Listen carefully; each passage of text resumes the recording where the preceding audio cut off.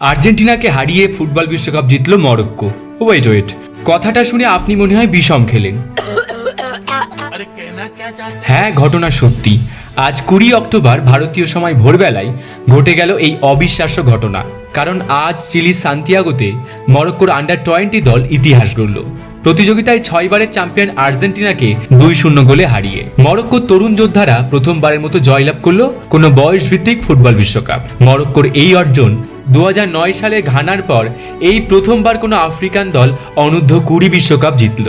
ম্যাচের 12 মিনিটে ম্যাচের নায়ক ইয়াসির জাবরি জাদুকরী ফ্রিকিক থেকে গোল করেন এবং 29তম মিনিটে নিজের এবং দলের দ্বিতীয় গোলটি করে ইবন বতুতার দেশ মরক্কো জয় নিশ্চিত করেন। গ্রুপ পর্বে স্পেন, ব্রাজিল, মেক্সিকোকে হারিয়ে গ্রুপ সেরা হয়েছিল মরক্কো। এরপর নকআউট পর্বে দক্ষিণ কোরিয়া, মার্কিন যুক্তরাষ্ট্র ও ফ্রান্সকে পরাজিত করে পৌঁছে যায় ফাইনালে। উল্লেখ্য যে ফ্রান্সের কাছে হেরে 2022 বিশ্বকাপে মরক্কো বিদায় নিয়েছিল। সেই ফ্রান্সকেই সেমিফাইনালে হারিয়ে মরক্কো অনূর্ধ্ব-20 বিশ্বকাপের ফাইনালে উঠল। আজ মরক্কোর এই জয় প্রমাণ করল সাহসী স্বপ্ন সত্যি হতে পারে।